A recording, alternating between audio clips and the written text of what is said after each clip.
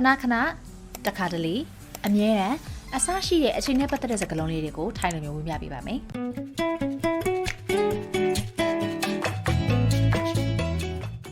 ပထမတစ်ခုချေတို့နေ့တိုင်းလို့ပြောချင်တယ် ทุก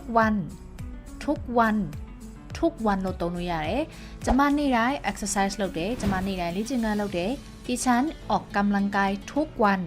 ดิฉันออกกำลังกายทุกวันဆိုပြီးပြောလို့ရတယ်နောက်တစ်ခုကကျတော့ခဏဆိုတဲ့အသုံးလုံးခဏကို boy